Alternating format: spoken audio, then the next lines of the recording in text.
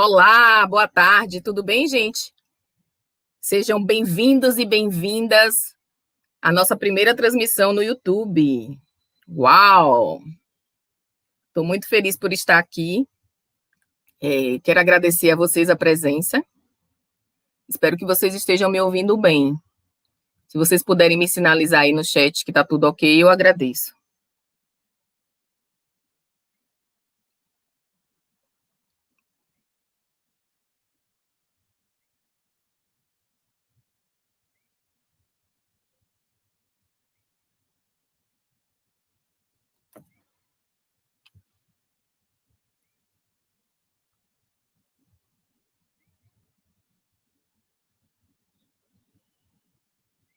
Gente, vocês estão me escutando?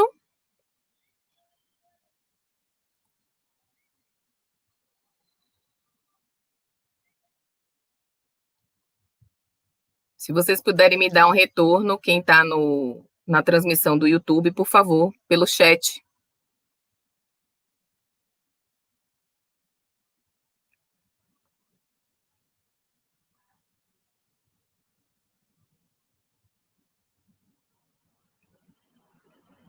Olá, agora sim. Vocês estão me escutando, gente? O áudio tá bom? A imagem tá boa? Ah, que bom. É porque tem um delay, né? E aí eu achava que. Agora sim. Vocês estão me escutando, gente? O áudio tá bom? A imagem tá boa? Ah. É o delay, coisa de gente chique, né? Delay. Bom, boa tarde a todos e todas e todes. Eu estou muitíssimo feliz de estar realizando essa transmissão aqui pela primeira vez. Eu me tornei o que eu mais temia, uma blogueira. Gente, como é que pode, né? Professor agora tem que ser 1001 utilidades.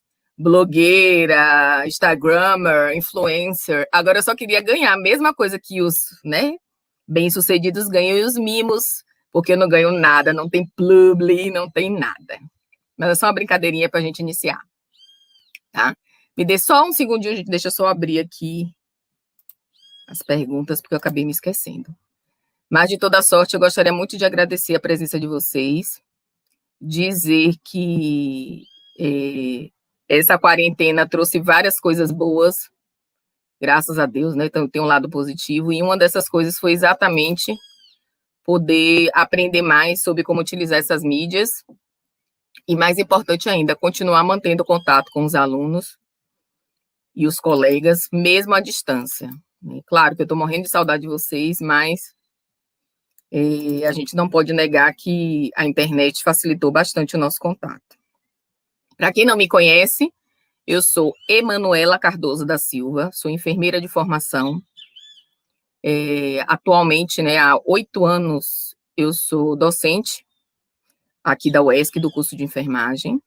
Né, estou aí em tramitação com um projeto de extensão que se chama Enfermagem e Mídias Digitais, que o nosso objetivo é exatamente usar todas essas ferramentas digitais para promover a enfermagem, promover encontros, fazer discussões. Então, o nosso primeiro passo desse projeto foi o Instagram, que é o @enfermide, que mudou até agora, Enfermide, onde lá a gente divulga tudo que a gente está fazendo. E hoje é a primeira plataforma, além do Instagram, que a gente utiliza, né? A primeira rede social fora do Instagram. Então, assim, eu estou muitíssimo feliz. Nossa tarde vai ser maravilhosa. Temos 3 convidadas aqui especiais. E eu vou só falar para vocês um pouco sobre o que é que a gente vai falar aqui hoje. Então, por que eu resolvi fazer esse painel? Porque, na verdade, nós estamos, nesse momento, discutindo, não sei se vocês sabem, mas a universidade está discutindo o retorno às atividades de ensino, porque pesquisa e extensão a gente continuou fazendo algumas coisas, o que era possível, e essas atividades de ensino são atividades remotas, ou o que a gente chama de distância, tá? E isso traz uma grande repercussão, porque nós sabemos que a enfermagem tem lutado há muitos anos para evitar que cursos à distância fossem chancelados, liberados, autorizados, né? Em alguns lugares isso chegou a acontecer, e o COFEN, junto com a ABEM e outros órgãos, seguiram na luta para acabar, porque o nosso curso é eminentemente prático e presencial. Só que, diante dessa situação de pandemia, o que é que nós fazemos, né? O que é que ocorre para que a gente precise se adequar a essa nova realidade, né? A realidade de que estamos numa pandemia e que até agora não temos um retorno presencial garantido, principalmente porque ainda não temos uma vacina efetiva que tenha sido testada e aprovada. Estão em fase de testagem e aprovação das vacinas. Só para vocês terem uma ideia, hoje eu vi a notícia de que uma criança de 9 anos morreu com a forma grave e rara de complicação da Covid-19. E isso nos traz uma reflexão sobre até que ponto realmente a pressa em retornar às atividades presenciais ela é necessária, porque a gente não sabe que riscos podem estar associados, principalmente ao público mais jovem, que é o que forma as universidades, né? Eu não estou nem contando aí com os professores e funcionários e muitos são grupo de risco. Eu estou falando daquele jovem saudável mesmo, que não tem nenhuma comorbidade. Então, a gente não sabe a fundo ainda o comportamento desse vírus e que repercussões pode trazer.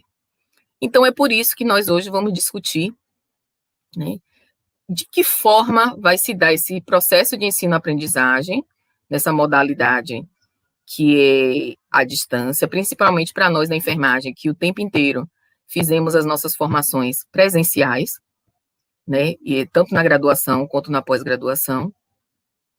E para isso, para essa discussão, nós vamos convidar aqui 3 pessoas especiais que aceitaram o convite, o desafio de falar um pouco sobre isso. Então, a primeira convidada que eu chamo aqui, Isabela, você já está aí? Enquanto Isabela não chega, porque Isabela é externa, tá, gente? Eu vou quebrar um pouquinho o protocolo, porque ela estava... Isabela já chegou, pronto. Eu ia quebrar o protocolo aqui.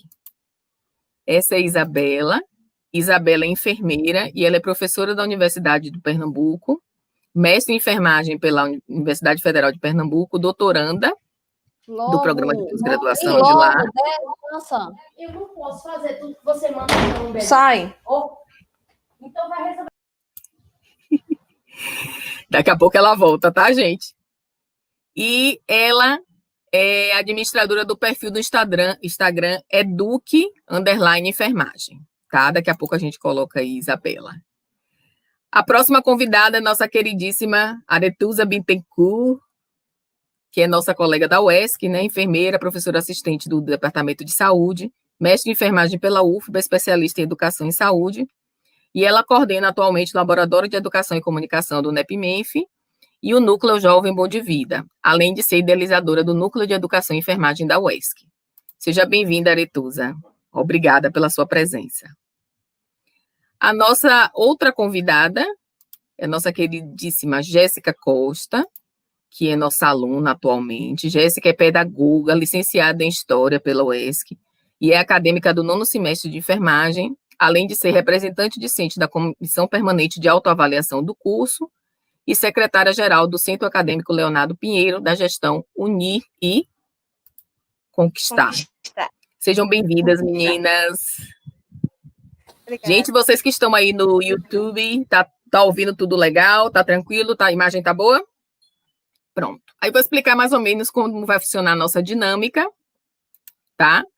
Como que é a nossa dinâmica? Eu separei 2 perguntas, já passei para as meninas, onde nós vamos fazer uma reflexão sobre esse assunto, né, que é o tema do nosso painel de hoje, que é o ensino e aprendizagem não presencial na graduação de enfermagem, onde vamos discutir aqui os dilemas e perspectivas, tá? Então, eu vou agora tirar aqui um pouquinho as meninas e vou falar a primeira pergunta que eu pensei para poder a gente discutir isso, tá bom? Então, pensando em toda essa questão que vem sendo discutida aí, não só pela gente, na verdade, desde que a quarentena foi quarentena de distanciamento social, né? A gente achava que ia passar um mês fora, e aí foi um mês, foram 2 meses, foram 3 meses. Várias universidades têm discutido isso, e eu acho que a UESC não poderia ficar de fora. Então, a primeira pergunta que a gente faz, que vale para vocês também, tá, gente, que estão assistindo a gente, vão refletindo sobre isso, e que as nossas convidadas vão nos ajudar a esclarecer as ideias, Tradicionalmente, os cursos de enfermagem são presenciais, teórico-práticos e no período integral, né? No geral, a gente fica o dia inteiro na universidade, mesmo nas escolas particulares, tem um momento que o aluno fica em período integral lá, cursando a graduação. Então, diante dos desdobramentos impostos pela pandemia do coronavírus, em especial a utilização de tecnologias da informação e comunicação, que são as famosas TICs, para a realização de atividade de ensino, pesquisa e extensão, que reflexão você traz sobre os dilemas que se apresentam para a realização de ensino não presencial, né, que nós estamos adotando, não só a UESC, mas várias outras universidades, para docentes e discentes? E para fazer essa primeira fala, eu convido a professora Isabela, tá? Então, vou deixar a Isabela aí com você. Isabela, fica à vontade, querida.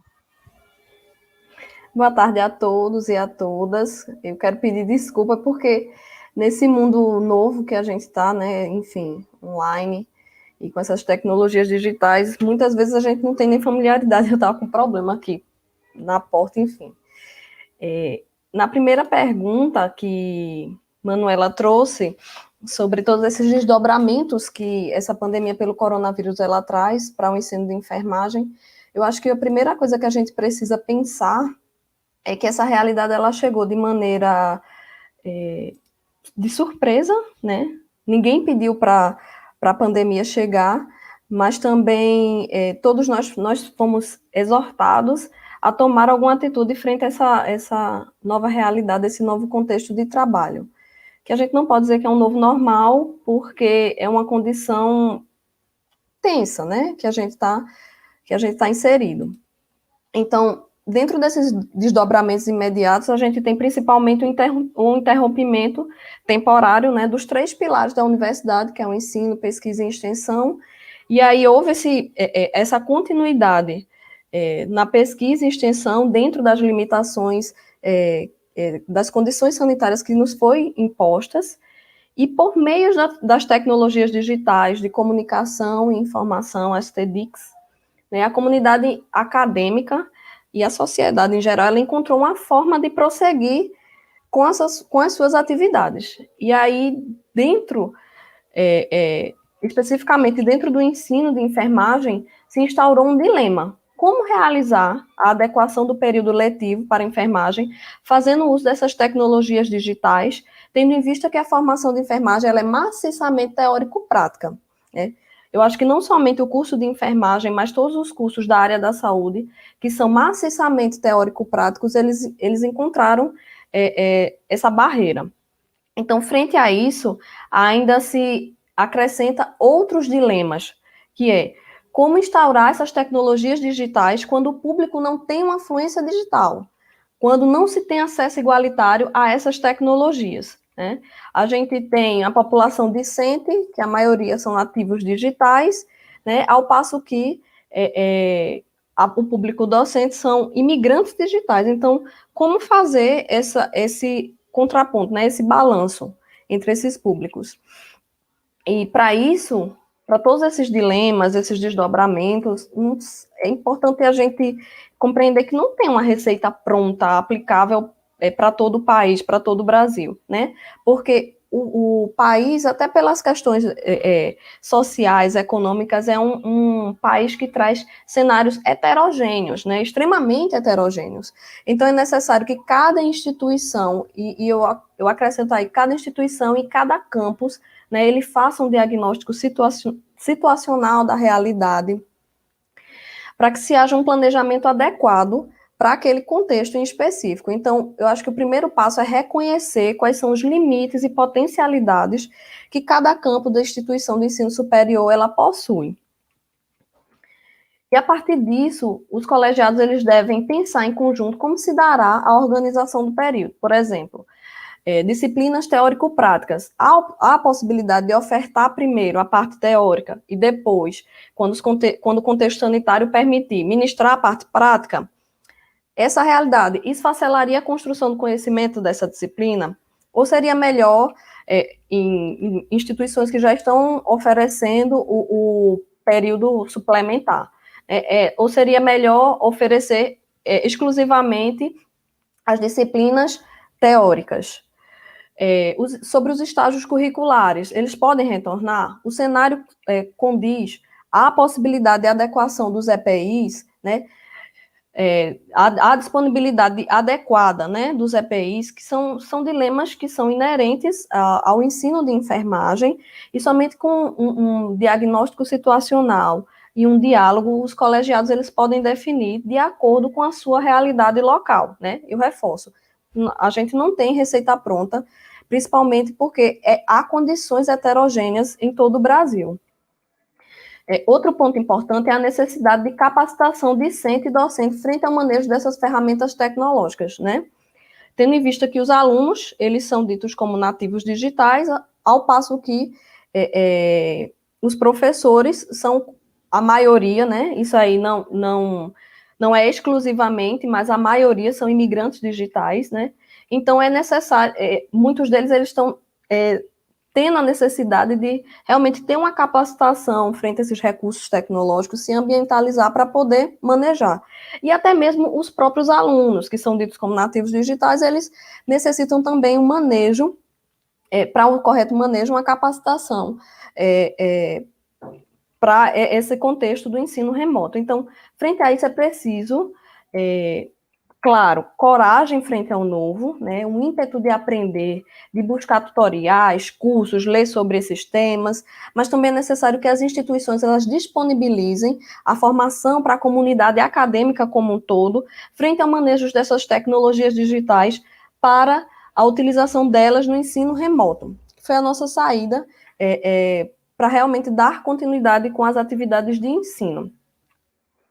E encerrando a minha fala, eu quero deixar uma mensagem que, para além de definições de influência digital, a gente tem que compreender as fragilidades emocionais, né, que tanto docente e discente, eles estão enfrentando nesse contexto delicado de pandemia.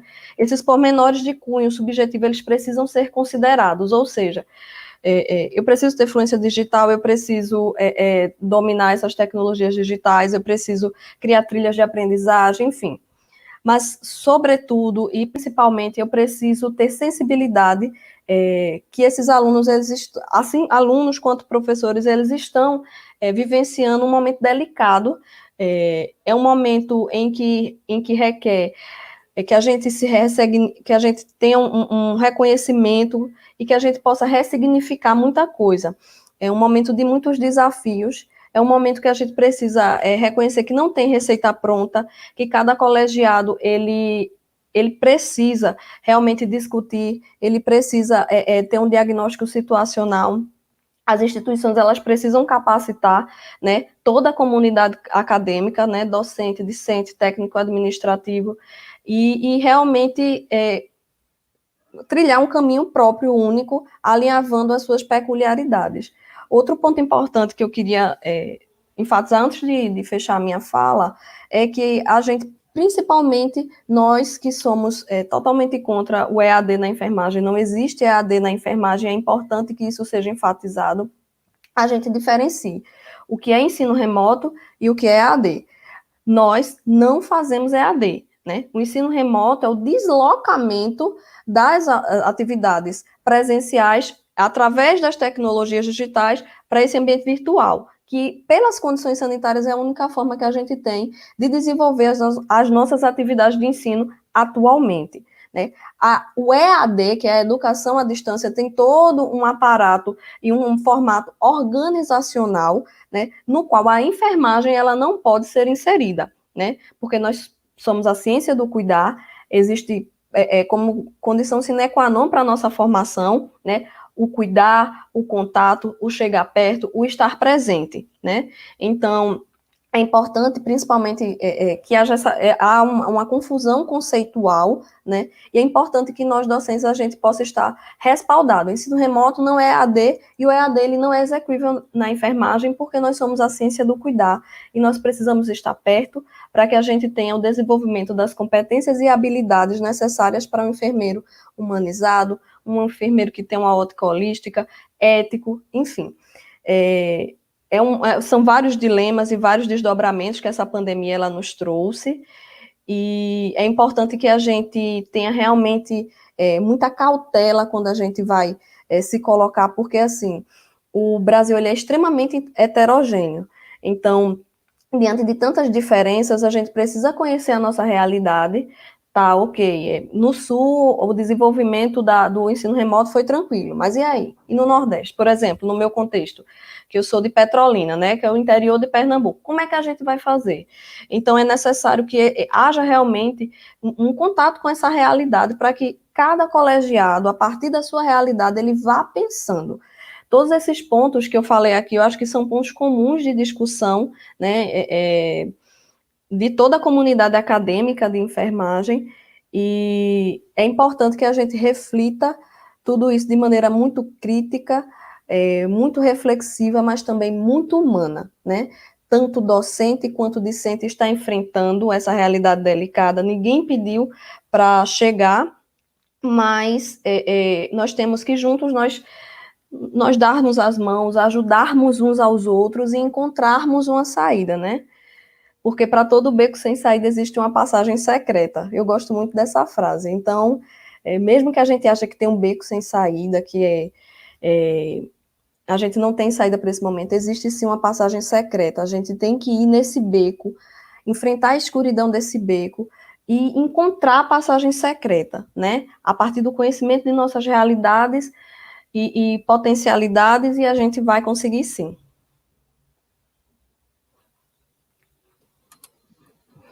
Obrigada, Isabela, pela sua fala inicial, né? Sei que quem começa sempre, né, tem um desafio, mas o que a gente pode tirar dessa primeira parte que Isabela trouxe é que os dilemas e desafios são vários, né? Eu acho que o principal que ela trouxe aí foi a questão da diferença das gerações, mas que apesar dos alunos serem considerados como nativos digitais, ou seja, eles já nasceram, muitos, a maioria, né? Já nasceram com as mídias digitais, com acesso à internet, mesmo assim, eles têm dificuldades, porque não é simplesmente ter nascido. Existe a questão do acesso, você falou muito bem a questão da internet. Aqui na nossa região a gente tem quilombola, a gente tem indígenas entre os nossos alunos, que muitas vezes lá onde eles moram, não tem internet, né? Muitos não têm um celular que possa ser utilizado, muitos não têm notebook, então essa realidade social, ela impacta muito na questão do aluno, e além disso, ainda tem uma outra questão, os próprios professores, nem sempre, eles têm acesso a esse tipo de formação e essa utilização. Eu fico brincando com as meninas que a gente devia ter um Bolsa Blogueira, porque até para a gente fazer uma boa transmissão, você tem que ter uma luz boa, você tem que ter um computador funcionando. Então, assim, é muito complicado. Mas, assim, é o início da nossa discussão, né? Então, Isabela, eu só queria dar uma resumida, né, do que você falou, e a gente retorna mais tarde para poder a Isabela continuar por aqui, tá bom? Então, gente, dando continuidade, eu fiz essa fala só para a gente fechar um pouco o pensamento da Isabela. Eu acho que o que ela trouxe de contribuição que a gente pode resgatar mais para frente é o desafio intergeracional, onde você tem a geração dos docentes que não são nativos digitais, que precisa mesmo aprender não só a usar chiques, mas a usar o próprio aparelho, a própria mídia, né, que é o computador, que é a internet, e os nativos digitais que às vezes não têm acesso, porque ou ele não tem condições de pagar uma internet boa, ou onde ele mora não tem internet, então tem essas questões. E essa frase que ela trouxe no final é maravilhosa, né? Então vamos guardar para a gente continuar a discussão. Agora eu vou convidar a nossa colega Aretusa, e aí ela vai dar continuidade falando também, tentando responder essa questão, né? Ou nos fazendo refletir sobre ela. Bem-vinda, Aretusa.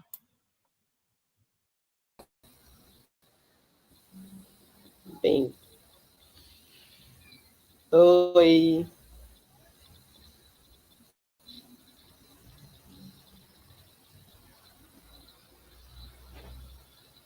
Olá, Manu. Estão me ouvindo? Alô? Boa tarde, estão me ouvindo? Sim, Aretusa, estamos ouvindo você. Você só está congelada. Ah, que ótimo. Estamos ouvindo. Então, se você quiser ir falando, daqui a pouco a internet tá? Tá certo, fica à vontade. Resolveu dar delay em tudo aqui, eu não estava nem ouvindo direito. Então, eu vou começar. Bom que eu congelei torta, né? Vão pensar que eu estou tendo um AVC, né? Enfim. Bom, primeiro agradecer pelo convite, né, que o Manu me fez, e depois eu queria parabenizar a Isabela pela fala. Eu destaquei cinco dilemas básicos aqui. Nós fomos arrancados dessa zona de conforto, né? Nós fomos obrigados a entrar em cárcere privado, né? Por uma questão sanitária, é óbvio. Passamos a ter que lidar com um formato que nós não queríamos, que nós, como a Isabela bem falou, nós somos contra a EAD, e aí, de repente, a gente teve que entrar nesse modelo.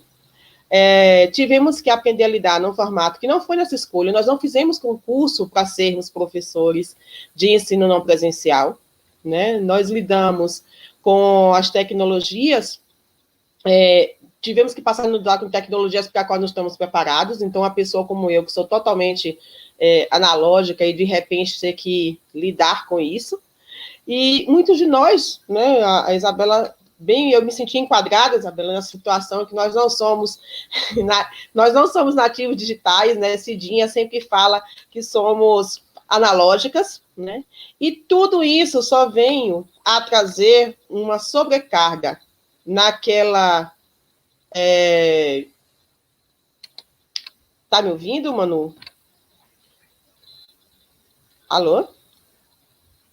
Pode colocar. Então tá, eu vou continuar falando. Obrigada. É porque, como eu estou congelada, eu fico sem saber como é que eu estou.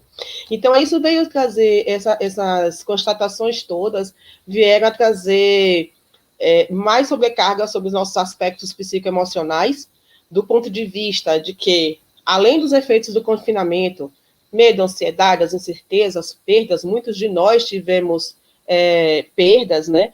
E tivemos que nos adequar à sobrecarga das rotinas domésticas no mesmo contexto do nosso trabalho. Nesse momento mesmo eu estou aqui com vocês, meu filho está do lado em aula remota, então isso é uma outra sobrecarga. A outro dilema da gente é a estrutura. Precisamos de ambiente, equipamentos e conectividades adequadas. A prova disso é nesse momento, eu estou congelada justamente um problema de conectividade, né? E, teoricamente, eu moro num lugar onde a conectividade não é tão ruim. Então, imagine todas essas questões. Nós não somos youtuber, né? E embora alguns docentes já possam ser ativos em redes sociais, o que definitivamente não é o meu caso, não eram necessariamente educadores digitais. Nós temos um quarto problema que talvez seja um marco para a gente, que seja a necessidade de desenvolver dimensão educacional. Esses dias, num evento da professora Regina Werneck, num evento da UESB, jogou na cara da gente, que era bacharéis e exercia a função docente, a nossa distanciamento do estudo da educação. E eu me senti, assim, profundamente atingida, né? Ela coloca, nós precisamos discutir sobre isso, e a pandemia nos trouxe isso. Voltamos a discutir competências e habilidades. Não que fosse algo novo, porque, na verdade, nós já estamos nesse processo. As nossas diretrizes curriculares lá de 2001, elas já dizem que a nossa objetivo, nosso propósito é desenvolver competências e habilidades, lá aquelas 5 gerais e mais um monte de competências e habilidades específicas. Então, durante esse tempo em que a gente teve trabalhando antes da pandemia, né, nós destacamos muito pouco as competências e habilidades para desenvolver, né, com os alunos. E aí a gente pode ver os planos de ensino da gente. E de diversos cursos, outros, eu adoro buscar planos de ensino na internet, né? E aí a gente pouco vê planos de ensino que descrevem quais são as competências e habilidades que vão ser desenvolvidas. Nós pensamos nos objetivos de aprendizagem numa perspectiva prescritória de intervenção. Ou seja, pensamos no conteúdo. Nós não pensamos quais as competências e habilidades o discente precisa desenvolver nessa disciplina. Aí, sim, diante dessas competências e habilidades, quais são os conteúdos que eu preciso para desenvolver essas competências e habilidades? E aí, esses encontros que a gente vem tendo, coloca a gente para discutir competências e habilidades e repetir de novo, né? E aí, nesse momento, participando de webinários, participando de curso, claríssimo e consenso, não dá para a gente transpor as nossas disciplinas presenciais simplesmente para plataformas digitais. Teremos que pensar em novos formatos, pensar em novos modelos. Precisaremos enxugar as nossas disciplinas sem perder a qualidade. E aí, me faz lembrar do professor Tomazinho, que ele disse que ia encontrar o refrão da aula. E aí eu fiquei pensando, meu Deus, como será que eu vou encontrar o refrão da minha aula? Fiquei imaginando isso e, de repente, fiquei pensando, já sei. Para eu encontrar o refrão da minha aula, eu vou ter que refletir quais são as competências e habilidades que são objeto da minha disciplina. Só que aí vem outro dilema, que é a dificuldade que nós temos de redigir os nossos objetivos educacionais. Nós precisamos buscar um amparo teórico para isso. Nós já temos um amparo teórico para isso desde 1940, que é a taxonomia de Bloom, a taxonomia de objetivos educacionais, que já foi reformulada, né, recentemente pelos seguidores de Bloom, mas que segue destacando os 3 domínios, que é o cognitivo, afetivo e o psicomotor.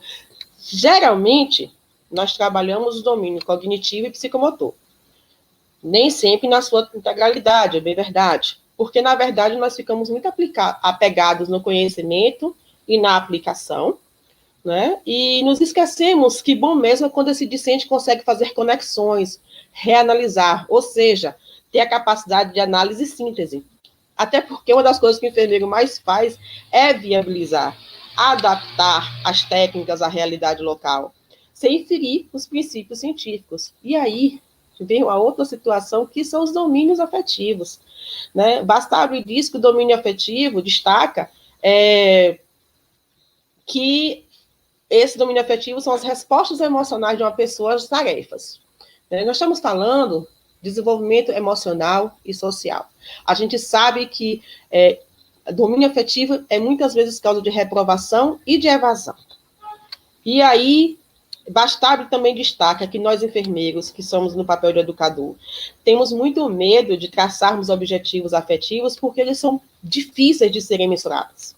E é justamente esse domínio que nós vamos precisar muito agora no ensino não presencial, nos nossos semestres excepcionais, porque precisaremos considerar que os nossos discentes também estão se deparando com as questões psicoemocionais e de estrutura, talvez pior do que nós docentes, porque muitos desses discentes, ao ficar fora de sua casa o dia inteiro, estavam saindo de situações conflituosas no seu ambiente.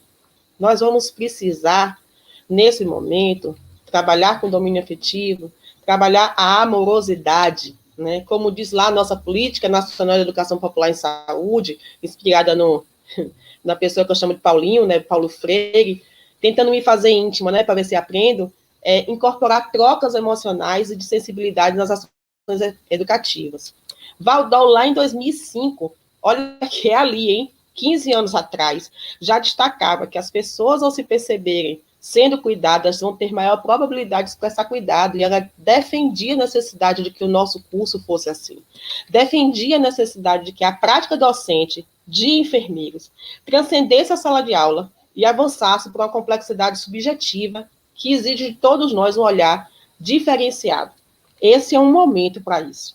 Esse é o chamamento que exercemos da enfermagem na prática docente, porque o seu objeto de enfermagem é o cuidar, é incoerente que eu, sendo enfermeira, exerça a minha docência sem cuidar do estudante. Nós precisamos, nesse momento tão difícil, né? E aí eu disse isso na jornada pedagógica desse ano do nosso curso, nós precisamos manter a nossa florence que existe em nós, mas compreender que na função docente nós precisamos trazer mais Vera Waldau, Cláudia Pardo, Susa Bastable, para a nossa forma de trabalhar, né? E aí eu não posso esquecer que, para poder encerrar essa minha primeira fala, de que o ensino é um direito constitucional. Pensar no ensino, para além de uma prática profissional, da minha carga horária, das minhas exercências, eu preciso pensar que a educação como direito constitucional e, portanto, não pode ser deixado ninguém de fora.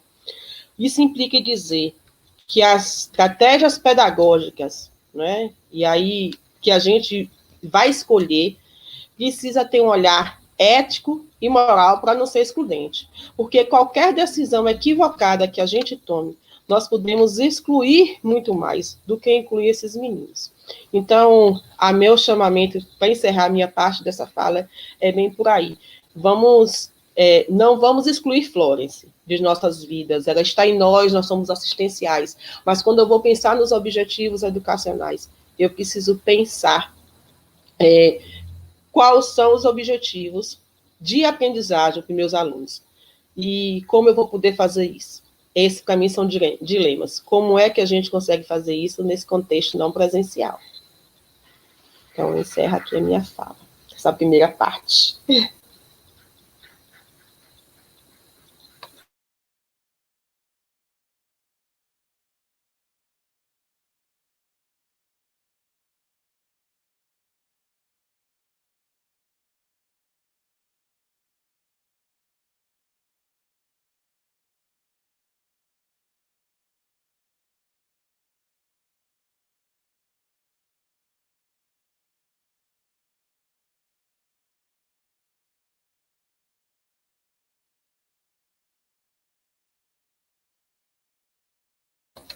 Gente, parece que a net de Manu caiu. Se assim foi, vamos esperar um minutinho. Se a net de Manu não caiu, a gente vai passar a palavra para Jéssica. Faltou luz e o Wi-Fi não voltou no notebook, Manu está avisando. Então, Jéssica pode falar? Assumir a fala?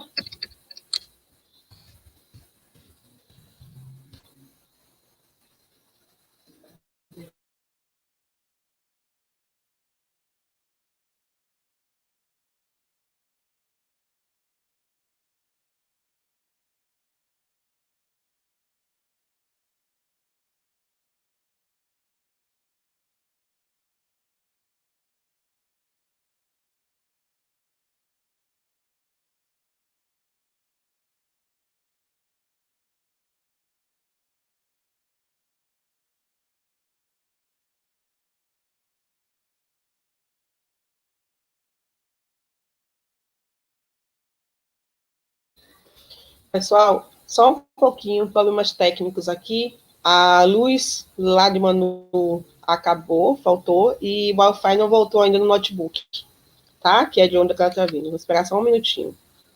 Aguentem a paciência da gente aí.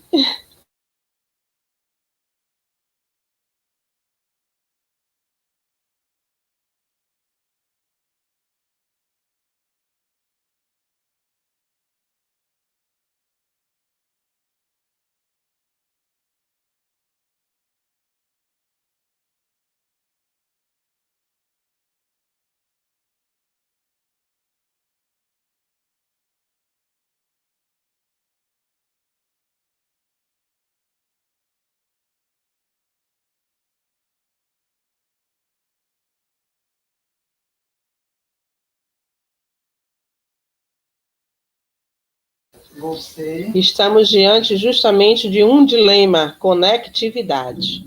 Peço um pouquinho de paciência, só um pouquinho mais.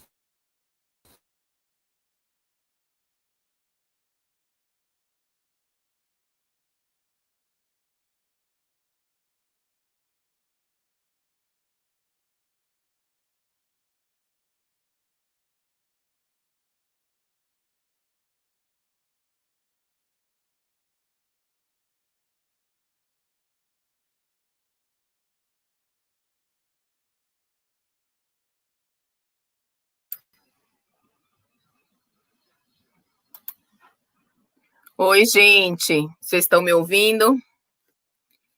Dessa vez não foi nem a tecnologia, foi a luz que resolveu faltar. Nunca acontece isso aqui à tarde, a luz faltou e aí demorou de voltar, e como eu abri a sala, só eu posso mexer, como a Aretusa acabou de falar, né, desafios da conectividade. Aqui onde eu moro, a internet do celular não serve, né, é muito ruim, mas assim, peço desculpas e exercemos na prática um dos dilemas. Eu não vou nem poder fazer considerações sobre a fala de Aretusa, porque eu só peguei o comecinho, o resto da fala eu não ouvi mais nada. Mas vamos dar continuidade, né? A gente é enfermeira assim, levanta, sacode a poeira e dá a volta por cima. Jéssica, é com você, querida.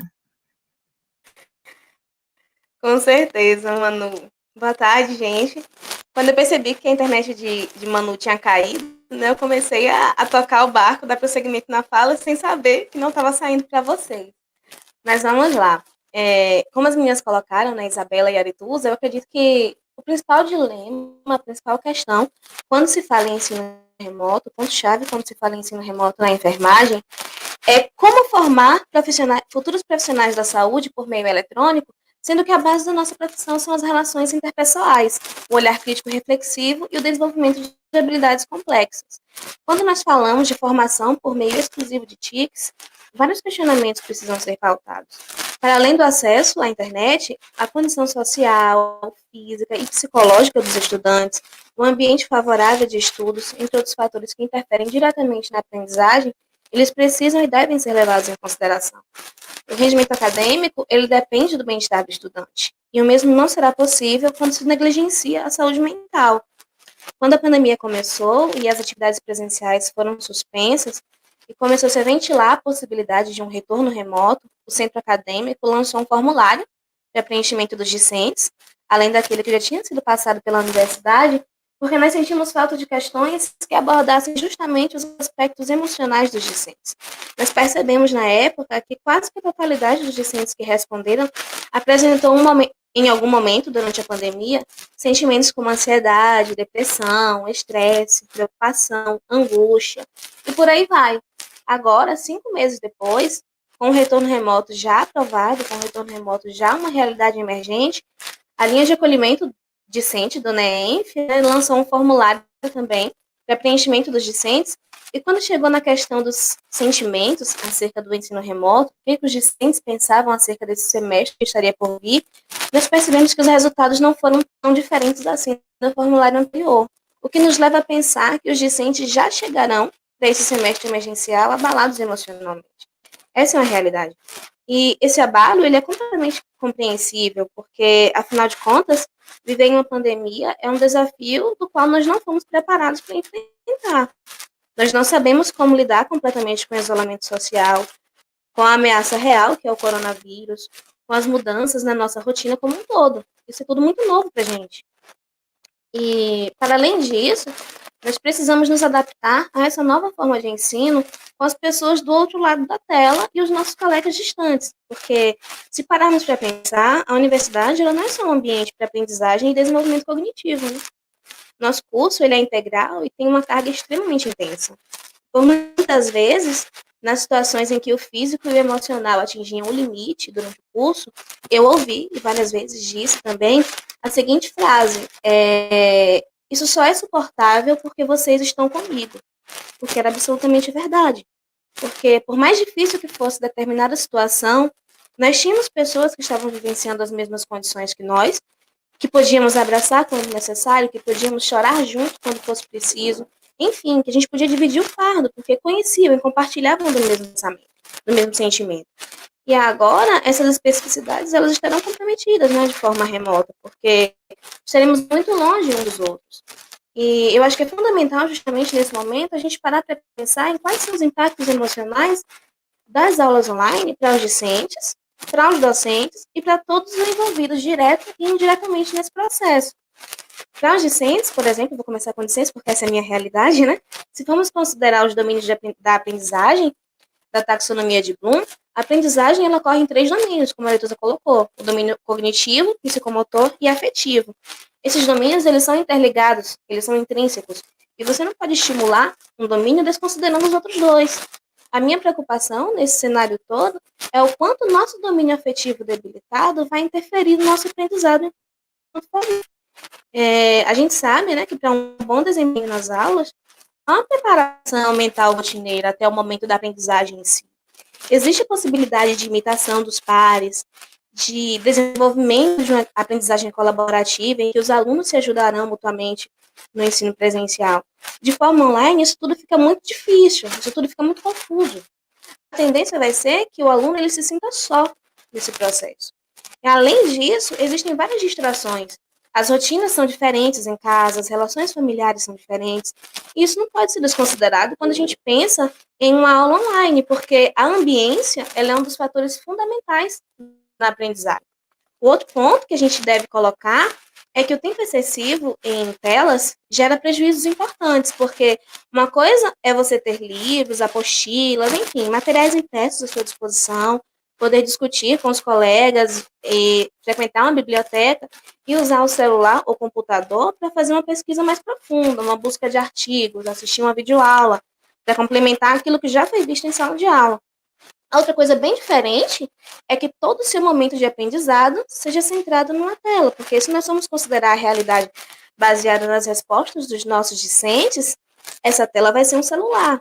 Gente, é muito difícil você acompanhar uma videoaula e você ler os slides numa tela de celular, é complicado. E a soma de tudo isso, desses fatores que eu citei, ela pode acarretar diversos problemas aos discentes, como alterações nos padrões de sono e de apetite, irritabilidade, potencialização da ansiedade, baixa autoestima mesmo, frustração, tristeza com a situação em si, e até mesmo aversão aos estudos e o desenvolvimento de alguns problemas de aprendizagem, né? Para as discentes que são mães e pais, essa situação se agrava, porque, além das atribuições no lares, somam-se também as atribuições com o cuidado dos filhos. Quem outros podem estar estudando remotamente já. E, muitas vezes, essas discentes, elas não possuem preparo psicopedagógico para auxiliar tão intensamente no estudo online dos seus filhos. Além disso, elas podem, por muitas vezes, não possuir embasamento teórico para fazer. Elas não são obrigadas a isso, elas não fizeram licenciatura, elas não são obrigadas a isso. De modo que podem não conseguir acompanhar, né, a sua própria aula online de maneira próxima e estarão utilizando parte do seu tempo de qualidade emocional com seus filhos, para ajudar nas tarefas e afins. Então, nessas disciplinas em específico, isso pode potencializar ainda mais a questão da ansiedade, da sensação de fracasso, do cansaço, da frustração, do estresse, da tristeza. Essa é uma realidade que a gente não pode desconsiderar. Outro ponto também que vai impactar bastante emocionalmente são as famílias, porque o ambiente domiciliar, ele tende a ser visto como um local de privacidade, de aconchego, de entretenimento, de descanso. E esse ambiente funcionar ao mesmo tempo como um lugar de trabalho e de estudo pode gerar uma série de complicações, porque haverá uma quebra abrupta na rotina, que pode afetar diretamente a dinâmica familiar. Nós temos diversas realidades a serem consideradas. Alguns alunos moravam sozinhos enquanto estavam estudando, né? E agora, durante a pandemia, estão inseridos de novo na casa de seus pais. Nós temos docentes e discentes cujos filhos estão em casa e vão requerer atenção, porque uma coisa é sua família estiver saindo para estudar ou trabalhar o dia inteiro e só te ver à noite, porque sabe que aquele tempo é destinado ao ESC. Outra coisa bem diferente é a sua família te ver em casa o dia inteiro e conseguir entender que o seu dia vai ser destinado ao ESC. Dando um exemplo pessoal meu, a minha rotina acadêmica consistia em acordar às 4h30 da manhã, sair 5h30 de Almadina, chegar na UESC 7h30, passar o dia inteiro estudando, sair da UESC 10 horas e chegar em casa por volta de meia-noite, todos os dias, 5 dias na semana. Meu corpo e meu psicológico chegavam à exaustão no final da semana, obviamente, né? Mas eu sabia que quando eu chegasse em casa, eu descansaria. A minha casa era meu local em que as coisas da UESC não interfeririam. Meu final de semana era meu, eu saía, eu socializava, eu ia para a igreja, eu dormia. Eu tinha minha válvula de escape para recarregar as baterias para uma nova semana. E agora não. Com as aulas online, eu posso não ter o desgaste físico, mas todo o meu estresse emocional vai ser levado para dentro da minha casa. São situações bem específicas, mas que somado aos outros fatores, Ai, meu Deus. O microfone tá batendo na minha blusa, desculpa, gente. São situações específicas, mas que somado aos outros fatores podem acarretar aumento de estresse, de ansiedade, de cansaço, porque o que antes era o nosso lugar de descanso, agora vai ser o nosso lugar de trabalho. Então, em algumas situações também, né, pode aumentar a predisposição a desentendimentos com seus pares dentro de casa, desrespeito e até mesmo potencializar situações de violência. E essa é uma realidade que não vai ser tão diferente assim para os docentes dos pontos que eu citei anteriormente. Porque o agravante dessa situação, no caso para os docentes em específico, é que nesse momento os professores eles serão cobrados por todos os lados, inclusive por si próprios. vai ter uma própria autocobrança nisso tudo. E mesmo sem estarem preparados especificamente para lidar com essa situação. Então, isso pode acarretar para os nossos docentes em tempo excessivo no trabalho, para atender a todas as demandas, porque, como a Letícia bem colocou, né, inicialmente, a maioria dos nossos professores são imigrantes digitais. E tem uma dificuldade enorme em lidar com tecnologia, a gente sabe disso. E, de repente, eles se viram jogados nessa situação em que as aulas serão ministradas a partir de tecnologias de informação e comunicação.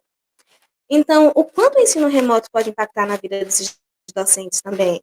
Não é difícil a gente imaginar o aumento, né, do nível de estresse, das alterações no padrão de sono, da frustração, da tristeza, da ansiedade, a sensação de fracasso, porque está vendo seu esforço sendo empregado e pode não ter um retorno da forma que queria, e talvez até o desenvolvimento de uma aversão à profissão. Enfim, essas questões que eu citei, que envolvem aspectos mais subjetivos, muitas vezes elas são negligenciadas quando se pensa em ensino remoto. Foca-se só nas condições operacionais e acabam esquecendo das especificidades, das particularidades, o que não deveria acontecer. Então, para finalizar, né, minha primeira fala, é preciso a gente entender que formar profissionais de saúde por meio eletrônico vai exigir um esforço hercúleo de ambas as partes, para que, a despeito de todas as condições adversas, a gente não perca a essência do que é preconizado para a nossa profissão. Obrigada, gente.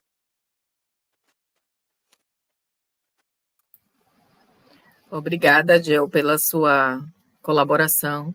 Acho que Jéssica trouxe pontos muito importantes aí que a gente precisa estar atento, que não é só o domínio da ferramenta, você tem que ter controle emocional para que esse domínio da ferramenta ou essa capacitação, essa aproximação, vamos dizer assim, né, com essa ferramenta, não seja prejudicial para você próprio. Eu acho que Jéssica trouxe um ponto importantíssimo, né? Essas questões domésticas, as questões da mudança de rotina, né, porque a nossa rotina virou de ponta cabeça, realmente. E esses aspectos que, na verdade, sabemos que muitos dos nossos docentes e discentes já têm algum tipo de fragilidade com relação à saúde mental, né, alguns fazem uso de medicação, acompanhamento com psiquiatra, psicólogo, e nessas situações de confinamento isso fica exacerbado, né? Esses dias até, anteontem, a gente está se preparando para voltar e a colega ansiosa, mas e se? Eu digo, colega, é nessa hora que o corpo junto dá para você superar essas coisas. Você diz assim para a colega, calma, a situação nem aconteceu ainda, você já está ansiosa por uma coisa que a gente nem sabe se vai acontecer. Então, acho que a ansiedade, a frustração, né, a pressa, porque está tudo sendo feito com muita rapidez, a gente não tem tempo de ler com cuidado as minutas que chegam, a gente não tem tempo de discutir muito, então acho que essas questões emocionais são muito importantes. E esse retorno, ainda que seja de maneira à distância, vai precisar também de um acompanhamento das questões da saúde mental, tanto dos docentes quanto dos discentes, porque a gente não sabe que repercussões isso vai trazer na prática. E isso vai ser um dos dilemas que a gente vai ter que enfrentar. Né? Apesar do nosso curso até ter uma sorte, né, de ter Érica que faz o psi, mas a Érica sozinha não vai dar conta, porque é muita gente. Né? Isso. Gostaria de agradecer a Jéssica, daqui a pouco a Jéssica volta. Gente, para fechar esse primeiro bloco, então, nós vimos aí as ponderações das colegas, eu achei bem legal, porque cada uma trouxe uma faceta diferente que nos fez refletir, e que esse processo é um processo mesmo, né? Ninguém sabe, não tem receita de bolo. É como Isabela falou, né? Cada local vai passar por essa situação de uma maneira diferente, mas nós percebemos que tem alguns pontos em comum, que é a questão do ressignificar o que é ser docente, o que é ser discente, ressignificar o nosso curso, ressignificar a nossa posição mediante essas imposições que vieram juntamente com a pandemia, né? Porque a pandemia deixou de ser história para ser real, porque a gente já tinha ouvido falar da pandemia, da gripe espanhola, da peste negra, mas uma coisa é você ouvir falar, ler nos livros de história, outra coisa é você vivenciar. E eu acho que por mais tecnologia que nós tenhamos hoje, nós não estávamos preparados para enfrentar esse momento, né? Então, agora eu vou passar para vocês a segunda proposta que eu fiz de questionamento, que se refere às perspectivas desse ensino não presencial. Então, segundo o dicionário, perspectiva é o modo como se concebe ou se analisa uma situação específica, é um ponto de vista. Tudo que se consegue ver ao longe, aquilo que os olhos alcançam desde um certo lugar, panorama. Então, considerando estes significados relacionados à palavra perspectiva e o cenário atual do ensino da graduação em enfermagem, que reflexões você traz sobre as perspectivas relacionadas ao ensino não presencial? Que panorama podemos esperar? Como lidar com as mudanças? E para não responder nessa pergunta, mas para nos fazer refletir sobre essa questão, eu vou trazer novamente Jéssica. Nós vamos de novo.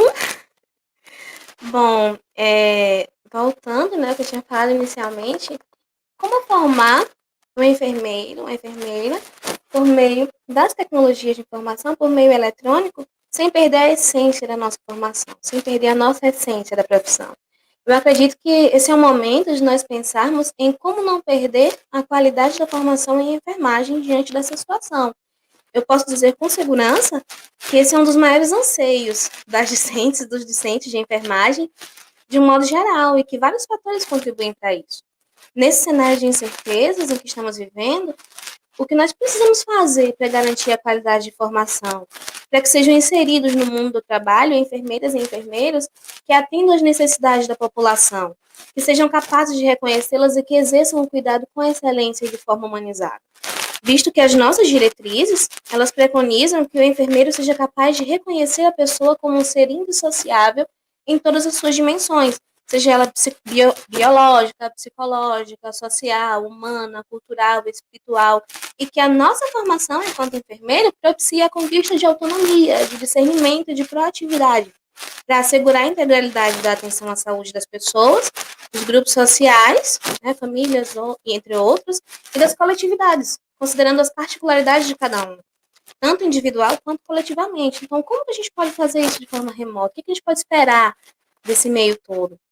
A primeira coisa que eu acredito que nós precisamos ter clara, e Isabela bem colocou no início, é que o ensino remoto, ou ensino não presencial, como a UESC prefere chamar, né, não é o mesmo que ensino à distância. Existem diferenças entre os dois que precisam ficar claras para todas as pessoas. A educação à distância é uma modalidade de ensino prevista em lei, na Lei de Diretrizes e Bases da Educação, e ela consiste em utilizar uma plataforma online onde serão disponibilizados materiais didáticos padronizados, tutoria para esclarecer dúvidas dos estudantes, e essas tutorias, é importante frisar que elas não são feitas pelo mesmo professor da disciplina, né? E nessa modalidade, há uma flexibilidade em realizar as atividades, porque não é preciso que docentes e discentes estejam logados ao mesmo tempo. Ela é uma metodologia assíncrona. Já o ensino remoto, ele não é uma modalidade de ensino, é uma medida emergencial, é uma mudança temporária na nossa forma de ensinar. Ele também conta com a utilização de uma plataforma online, né, utilizando materiais customizados e adequados ao ambiente virtual de aprendizagem que vai se utilizar, mas todas as aulas e atividades são ofertadas e são oferecidas em tempo real, com o mesmo professor da disciplina presencial, sendo necessário, portanto, que discentes e docentes estejam conectados ao mesmo tempo. Ela é uma medida emergencial que acredita-se que quando a nossa situação normalizar, as aulas presenciais retornarão. Mas o que é preciso destacar é que essas duas formas de ensino, elas não substituem, em hipótese alguma, a formação presencial em saúde voltada para o SUS, pois a nossa formação ela requer uma integração entre ensino, serviço e comunidade. Isto posto, nós podemos pensar em como exercer esse ensino remoto primando pela essência da nossa profissão. Eu ouso dizer que nunca o aprender a aprender e o aprender a fazer, que são pilares de educação, foram tão necessários e perceptíveis como agora, para ambas as partes envolvidas, tanto para os discentes quanto para os docentes. É preciso a gente ter claro que se o ensino remoto vai acontecer, que ele seja um ensino remoto intencional, ou seja, para além da transmissão de conteúdos, tudo que for feito seja exaustivamente discutido, revisto e planejado pautado nas necessidades de aprendizagem dos alunos. Vale lembrar, né, que as pessoas elas aprendem de maneiras diferentes. Algumas pessoas aprendem melhor vendo, outras ouvindo e outras fazendo, porque nós sabemos que existem 3 modelos básicos de aprendizagem. O modelo auditivo, em que você desenvolve melhor o seu conhecimento ouvindo a informação, o modelo visual, vendo a informação, e o modelo sinestésico ou tático-motor, que você aprende melhor, o seu desenvolvimento é melhor quando você participa da ação. Então, desse modo, para um ensino centrado na aprendizagem, o docente saber em qual modelo de aprendizagem os seus discentes se encaixam ajudará a que eles desenvolvam um aprendizado mais efetivo, né? Muitas vezes a gente incute no erro de querer ensinar da forma como nós gostamos de aprender, ou como nós nos sentimos confortáveis. Isso pode ser extremamente frustrante, tanto para o docente quanto para os discentes. Outro ponto fundamental que precisa ser levado em consideração é o ritmo de aprendizagem dos alunos, principalmente no contexto em que nós estamos, onde tudo é muito novo e a forma de aprender vai ser nova também. Pode não ser tão nova para uns, mas com certeza será para uma parcela significativa. Então, torna-se imperativo respeitar o ritmo de aprendizagem dos alunos.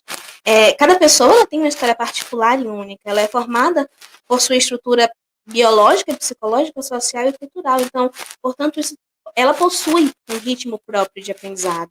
E, dessa forma, como educador, qual seria o melhor caminho a seguir para que se esteja preparado para respeitar o ritmo de cada aluno e saber lidar com essas diferenças no contexto especial em que estaremos, né?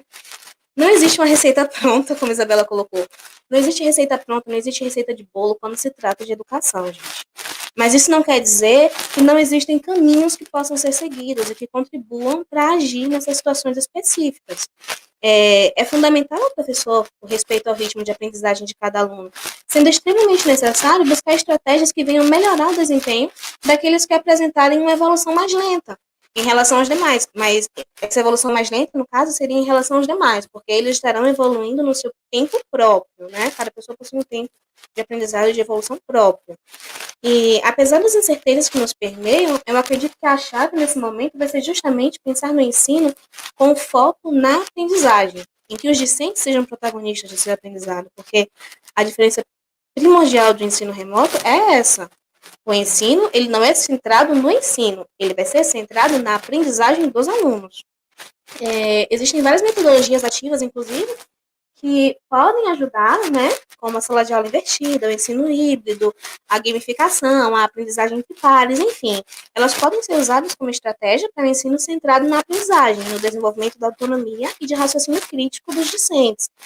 E as tecnologias digitais, elas são imprescindíveis nesse contexto, elas serão imprescindíveis, né, no ensino remoto, mas é preciso que a gente tenha ciência de que isso não é sinônimo de igualdade de acesso, não é sinônimo de igualdade de materiais tecnológicos disponíveis, não é sinônimo de igualdade de conhecimentos e habilidades para lidar com as especificidades dessa forma de ensino.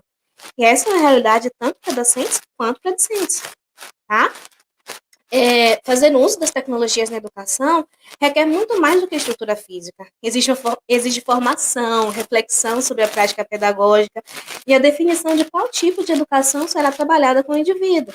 Inclusive, né, eu gostaria de parabenizar alguns professores do meu curso, que eu tenho conhecimento que desde o início da pandemia têm buscado se capacitar, se atualizar, fazendo vários cursos que possuem a característica comum de melhorar a sua prática pedagógica, o seu conhecimento e desenvolvimento de habilidades em tecnologias de informação e comunicação, em especial para a forma de ensino que será adotada nesse caráter emergencial. Então, fico muito orgulhosa porque nós temos professores sensatos que têm buscado se capacitar para utilizarem as formas de ensino, as metodologias, as tecnologias de informação que serão impostas agora. Então, muito obrigada por isso, inclusive, fico muito feliz, tá? Eu gostaria de encerrar minha fala deixando a seguinte reflexão. Nós estamos diante do novo, nós estamos num cenário de incertezas, em que será implementada, em caráter emergencial, uma forma de ensino que nós não escolhemos. Então, como educador, e aqui eu me coloco na mesma posição, porque eu sou educadora de formação, é preciso que tenhamos clara a ideia de que não existe ensino se não houver aprendizado. Por mais que planejemos a melhor aula aos nossos olhos, por mais que utilizemos a melhor metodologia, se o nosso aluno não aprendeu, o ensino não aconteceu. É necessário que sejamos humildes para fazer uma autoavaliação da nossa prática pedagógica e mudar aquilo que for necessário para que a aprendizagem aconteça. Porque se de uma turma de 20 alunos, 19 aprenderem e um não aprender, é a nossa obrigação trabalhar em cima das necessidades desse educando para que ele tenha as mesmas condições de aprendizagem de seus pais. Muito obrigada, gente. Espero ter contribuído com vocês. Obrigada, Jéssica. Na verdade, Jéssica trouxe vários pontos super importantes aí, né? Mas assim, o legal foi que Jéssica conseguiu visualizar o que a gente pensou mesmo, que é perspectiva. Porque a perspectiva, a gente parte do princípio de que o panorama vai ser um panorama favorável, apesar de todas as dificuldades que a gente sabe que vai enfrentar ao longo desse processo. Tá? Obrigada, Jéssica. Daqui a pouco você volta. Vou passar agora a palavra para Isabela. Isabela vai dar continuidade, gente. Fica à vontade. Quando a Emanuela traz sobre a perspectiva, eu acho que é indiscutível e eu acho que é comum a todo mundo que esse momento, né, de ensino remoto e também de pós-pandemia, né, que a gente ainda não está vivenciando, mas que brevemente eu espero a gente vivenciar, vai ser um momento repleto de desafios, né, porque nós estamos vivenciando uma crise humanitária dentre tantas outras que historicamente a sociedade vivenciou, né, Primeira e Segunda Guerra Mundial, gripe espanhola, peste negra, enfim, mas em todas nós conseguimos superar, né, seguir em frente, e eu acredito que agora não será diferente porque nós temos como aliada a ciência.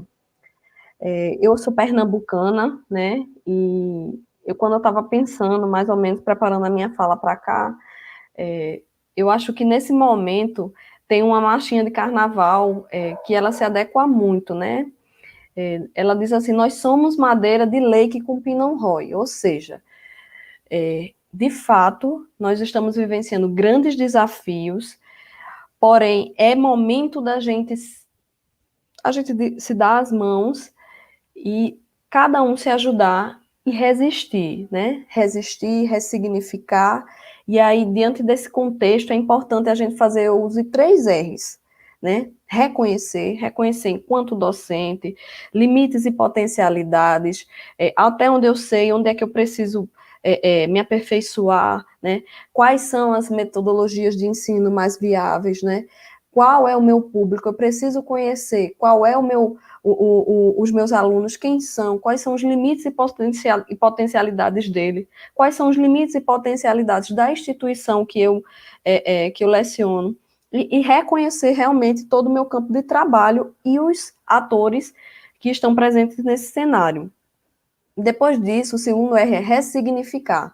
Ressignificar o que é presencialidade, né? Eu preciso me fazer presente para aquele aluno, eu preciso me fazer presente frente às demandas que a minha instituição ela me traz, né? Eu preciso ocupar o meu espaço, né? De acordo com a forma que eu consigo nesse contexto de pandemia. Então, realmente ressignificar e encontrar realmente um jeito do terceiro R, que é reinventar-se, né? Reinventar-se enquanto docente e se reinventar dentro das suas capacidades, dentro da sua didática, dentro dos seus recursos, reinventar-se como um ser humano, né? Eu acho que esse contexto de pandemia, ele conclama esses 3 R's, e de reconhecer, ressignificar e reconhecer-se, e não somente como docente, mas como ser humano.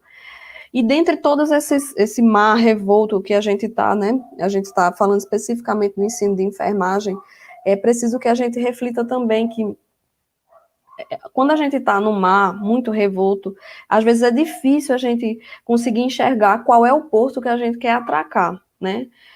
Então, onde é que eu quero chegar com tudo isso, né? Nesse ensino remoto, desenvolvimento dessas competências e habilidades digitais, enfim, diante de tanto desafio, onde é que eu quero chegar, né? E onde a gente quer chegar, né, dentro do ensino de enfermagem, é realmente formando profissionais para exercer o cuidado com qualidade, o cuidado com maestria, pautado na ética, na humanização, pautado no olhar holístico, em conceitos em que a gente não pode perder. Nós queremos formar e formar bem os enfermeiros, né? Nós queremos que o cuidado, né? Nós somos a ciência do cuidar, nós queremos que esse cuidado ele continue, perpasse e que esses enfermeiros eles sejam formados para que esse cuidado ele aconteça com excelência. Então, apesar do contexto ser sombrio, a nossa missão continua sendo a mesma, né? São outros desafios, são outros cenários, mas o nosso objetivo ele continua sendo o mesmo. E aí, dando continuidade, a pergunta ela traz assim: qual panorama podemos esperar e como lidar com as mudanças? Eu vou ser bem sincera, né? Eu acho que nesse momento pós-pandemia, pós-ensino remoto, com os retornos das atividades normais, o panorama do ensino de enfermagem, eu acho que ganharia muito se incluísse o ensino híbrido, né? No sentido de que essa metodologia de ensino, ela pode vir a fortalecer o ensino de enfermagem, trabalhar competências e habilidades como inovação, criatividade, habilidades com recursos tecnológicos, habilidades socioemocionais, que são competências e habilidades que fazem parte da demanda do mercado de trabalho. Mas aí, e aí falando sobre um pouquinho sobre o ensino híbrido, é realmente incluir todas essas questões digitais, né, como um modo complementar, ou seja, de fortalecer o ensino, e não somente o ensino, mas também as questões de ensino, pesquisa e extensão, que são os 3 pilares da universidade. Então, nesse contexto pós-pandemia, eu acredito que esse ensino híbrido ele vai ser fortalecido sim, e em muito, né? Ele precisa ser, principalmente quando a gente fala do ensino da enfermagem, ele precisa ser proposto com muita cautela, né? Porque o curso de enfermagem ele tem uma ampla carga horária teórico-prática e tem necessidade de contato direto para a construção, né, das competências e habilidades para a formação de um enfermeiro humanizado, resolutivo, que possui iniciativa, né, e faz um cuidado, né, pautado na integralidade, equidade, universalidade, enfim. Mas eu acho que o ensino híbrido ele tem muito a oferecer, né? Ele pode sim ser um contexto que faça parte, eu espero sinceramente que faça parte do contexto do ensino da enfermagem, porque eu acho que tem muito a acrescentar, mas a gente precisa ponderar com muito cuidado, com muita cautela, porque realmente a nossa carga horária é maciçamente teórico-prática. Mas eu acho que é muito viável a gente pensar, sim, nesse ensino híbrido, né, como forma de potencializar o ensino da enfermagem. Hoje a gente está se ambientalizando, né, nesses recursos digitais, a gente está criando essa fluência digital, né, toda a comunidade acadêmica, a gente está tendo contato, e pós-pandemia, por que esquecer totalmente essa nossa realidade atual, né? Por que não oportunizar esse conhecimento, né, para um ensino em que incorpore, sim, essas competências e habilidades digitais, né, que fazem parte da sociedade e que são a demanda do mercado de trabalho, sim, atualmente. Então, eu acho que vale a pena, né? Como eu já venho falando na minha outra fala, todos os colegiados pensarem com muita cautela e também numa maneira de incorporar, né? Hoje o nosso ensino é restritamente online, mas como é que a gente pode fazer com que essas habilidades que a gente está trabalhando agora, ela não se perca, né? Se a gente está realmente se instrumentalizando e tendo uma fluência digital maior, como fazer com que essa realidade ela se perdure no ensino e potencialize esse ensino de enfermagem? Eu vou trazer, para finalizar minha fala, um trecho que Paulo Freire diz assim: quem forma, se forma e reforma ao formar. E quem é formado, forma-se e forma ao ser formado. Ou seja, de fato, é momento da gente reconhecer onde estamos, se reinventar, se ressignificar, e isso deve ser, essa inquietude, ela deve ser contínua, né?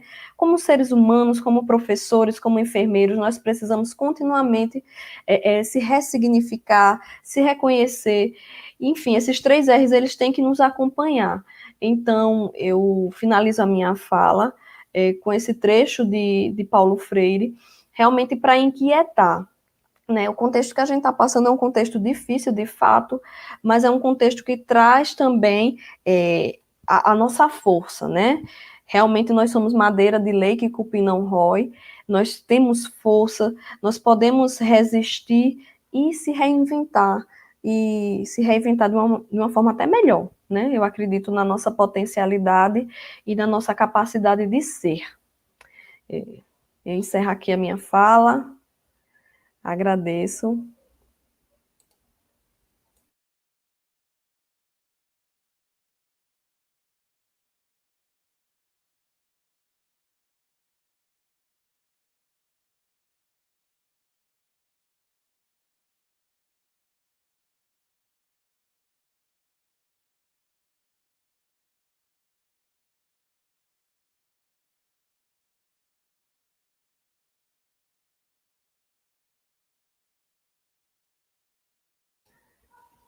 A internet de Manuela caiu novamente.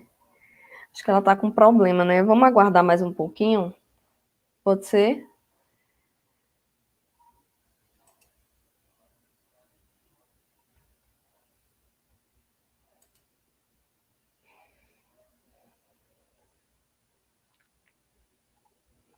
São os desafios, né, desse nosso ensino remoto, como ela bem falou, né?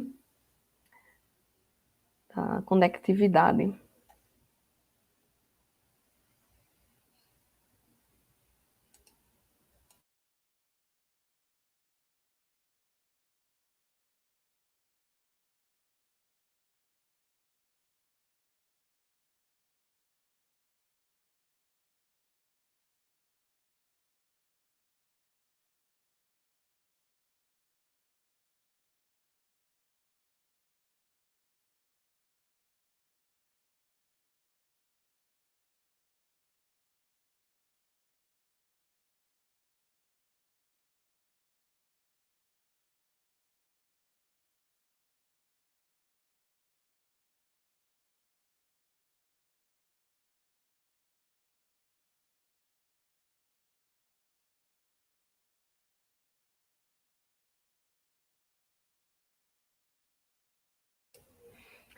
Bem, pessoal, eu peço que, por gentileza, vocês aguardem, que Manuela mais uma vez teve um problema de internet, mas a gente vai dar continuidade à nossa live, sim.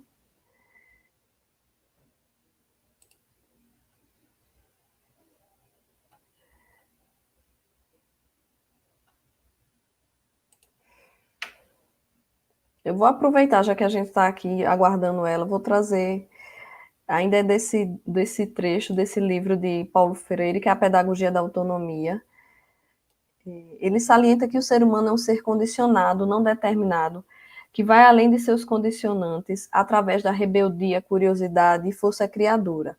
Vai além do que lhe é ensinado. Por isso, a responsabilidade do professor ao transmitir para o educando a beleza de estar no mundo, como ser histórico, produto e produtor de uma realidade construída, né? Eu acho bem interessante. Queria ter trazido todo, achei que não ia dar tempo, mas deu tempo, né?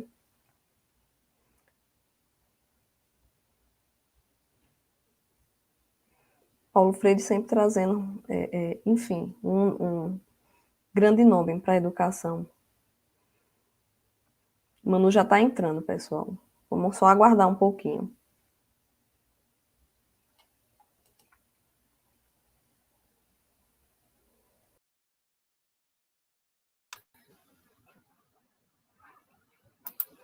Olha eu de novo, gente. Mais uma vez, a internet hoje está me trollando. Não foi a luz que faltou, não. A internet simplesmente parou. Oremos para que a gente consiga terminar, né? Vamos lá. E para meu azar, até a internet, os dados móveis, eu não estou conseguindo rotear, porque está ruim também. Mas faz parte do processo. Vou passar a palavra para a Arituza. Oi, Manu. Eu já estava achando que a internet estava atropelando comigo, porque da outra vez foi comigo também, né? Bom, sobre as perspectivas, né? Respondendo isso aí. Bom, em relação às perspectivas, eu vejo algumas perdas e ganhos, né? Perdas do que a gente estava falando sobre domínio afetivo, nós perderemos muito, com certeza, do desenvolvimento de habilidades socioemocionais, mesmo em disciplinas teóricas. A gente sabe que mesmo em disciplinas teóricas nós desenvolvemos essas habilidades socioemocionais no ambiente de sala de aula. Vamos perder muito do aprendizado de leitura de linguagens não verbais, e isso vai interferir diretamente na capacidade, na competência e habilidade de comunicação terapêutica dos nossos discentes, né? Podemos ter evasões, isso é um fato. Embora na nossa universidade os alunos possam trancar o curso a qualquer momento, um distanciamento de tanto tempo, ele pode provocar, sim, uma evasão. O aluno pode se sentir frustrado e afastar. Mas vamos pensar positivamente. Eu acho que a gente não está aqui nessa tarde para poder sair daqui mais para baixo do que a gente chegou. Eu acho que a gente está aqui para poder pensar nas coisas positivas. Então, teremos ganhos. Sim, como Isabela bem disse, é uma oportunidade de incrementar nossas atividades, as atividades das nossas disciplinas. Eu não sei se exatamente o ensino híbrido, eu não tenho uma opinião formada sobre isso ainda sou muito reticente, mas talvez, com certeza, como uma estratégia de reforço, de complemento da disciplina, isso é um fato. A incrementar as atividades de extensão, meu Deus, quantas possibilidades a gente tem através dessas ferramentas que a gente foi desenvolvendo. Novas redes colaborativas que foram criadas, isso é um ganho. Facilidade de aproximação de colegas que não conhecia, como hoje, que eu estou conhecendo Isabela, né? Não sei se seria possível, numa tarde de quinta, com todas as questões que a gente tem, financeiras, né, da universidade, a gente está junto. Eu acho que ganha fôlego e ampliação dos debates sobre ensino de enfermagem, para além do Senadem. Nós já temos o Senadem, que discute as diretrizes de enfermagem, né, de ensino de enfermagem, mas talvez seja a possibilidade da gente abrir novos cenários. Então, o desenvolvimento de novas possibilidades de difusão de conhecimento e reflexões, né? E olha que possibilidades que a gente tem. E olha eu aqui fazendo essa live, quem diria, né? Meu filho caçula fez uma oração ontem à noite, que desse tudo certo hoje, que nós recebêssemos muito likes, tá vendo aí, Manu? E a possibilidade que a gente vai ter de ganho, de burlar os parcos recursos que as universidades públicas têm para promover eventos e trocas. Quem sabe, né, a gente já não cria uma nova possibilidade de eu chamar a Isabela para uma aula minha da graduação, né? Isso, claro, sem esquecer os colegas da região. Quanto ao panorama que podemos esperar, eu acho que vai depender muito da nossa postura pessoal, né? Vamos querer voltar para o que a gente era antes ou avançar a partir de agora? O que nós vamos fazer com tudo que nós aprendemos durante essa pandemia? E, né, como foi dito, muitos colegas fazendo cursos, todos os cursos e debates que fizeram vão ser reduzidos a meros certificados que vão alimentar nossos lattes, ou vão se tornar propulsores para as mudanças das nossas práticas? Né? A gente precisa pensar nisso. Estabeleceremos o ensino, a prática docente como uma pauta contínua, nossos eventos, todos os eventos de modo geral vão ter uma sessão para isso, uma programação sobre ensino dentro de cada evento. Quando eu tiver um congresso de enfermagem oncológica, eu vou ter uma sessão, uma programação específica, como é o ensino de enfermagem oncológica. Quando eu tiver um evento de saúde da mulher, eu vou ter uma sessão que trabalha com o ensino e as técnicas que funcionam, né, as possibilidades de ensino em saúde da mulher, ensino em todas as áreas, né, na saúde coletiva e tudo mais. Deixaríamos essa discussão sobre ensino só para quem gosta do assunto, ou nós vamos perder a oportunidade de aprender e de aprimorar a prática docente, e, consequentemente, o exercício profissional. Então, isso depende muito de cada um. Eu acho que não dá para dizer essa perspectiva como é que vai funcionar. Né? Não, depende, é muito individual. Como é que a gente lida com as mudanças, né? Eu acho que a gente tem 5 pontos para mudar com a mudança. Primeiro, a resiliência. A capacidade de lidar com os problemas, vencer os obstáculos e não ceder à pressão. E que pressão nós estamos passando, né? De fato, nenhum de nós vivemos nenhuma pandemia. Eu brinquei na oficina essa semana que o conhecimento que nós tínhamos de pandemia era de Edward Cullen, de lá de Crepúsculo, porque ele foi, né, mordido lá em 1918, na pandemia que a gente teve da gripe espanhola. Então, era o que eu conhecia de pandemia, para além das leituras técnicas. Então, vivenciar mesmo a pandemia era a relação mais afetiva que eu tinha, né, com a relação de uma pandemia. Então, a gente precisa ter capacidade de resiliência de lidar com os problemas que a gente está enfrentando, que a gente já disse. É preciso ter plasticidade, que é justamente essa capacidade que o sujeito tem de se adaptar às condições novas, aos ambientes, né? De se adaptar às variadas circunstâncias, a gente conseguir desenvolver novas possibilidades. Bom humor. Nossa, rir libera endorfina, melhora o sistema imunológico, que em tempos de Covid é muito bom, nós estamos precisando, e faz muito bem à saúde mental.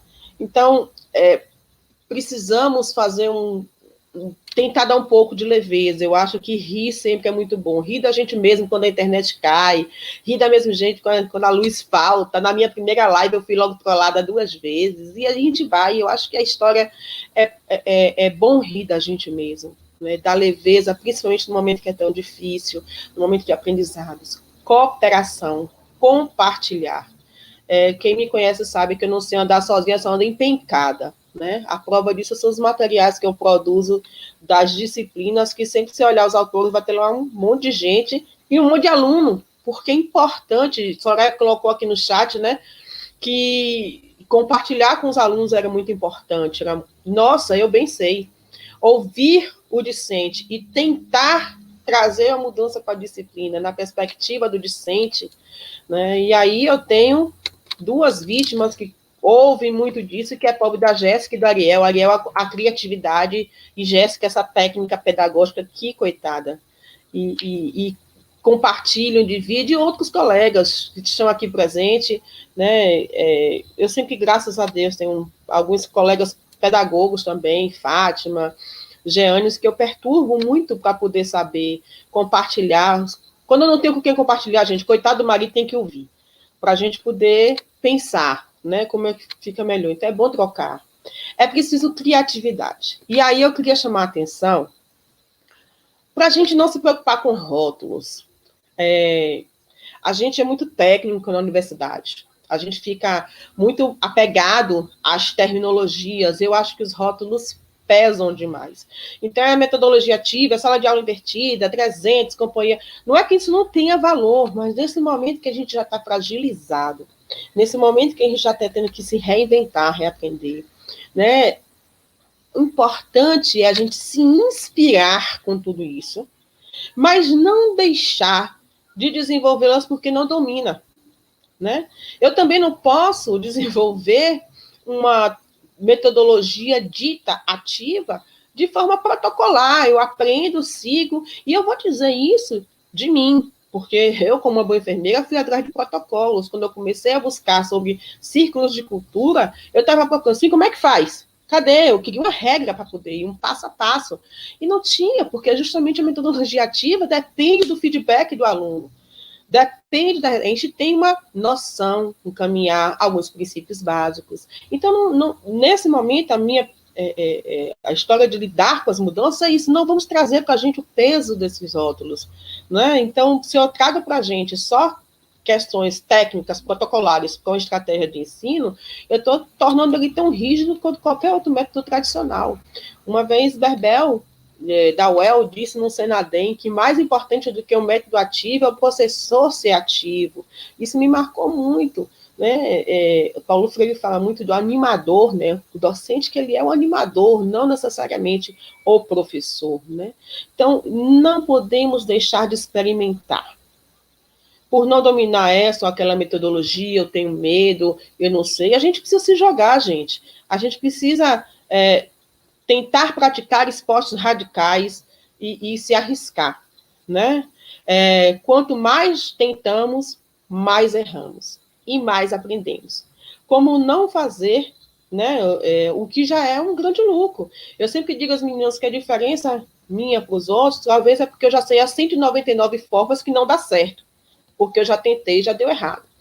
Então, hoje eu já sei que dessa jeito 199 eu não tenho, vou tentar de uma próxima e tentar ir inspirar-se naquilo. Se não é ser um método, outra coisa, métodos sozinhos não funcionam, foi um outro tapa na cara que eu aprendi na vida. Eu escolher um método e aplicar isso pela prática, a minha caminhada de docência, e ela vem de lá, nossa, vou falar a data não, que fica feio, de 1995, que foi quando eu fui inserida na educação básica, que tive esse privilégio, né? De lá para cá,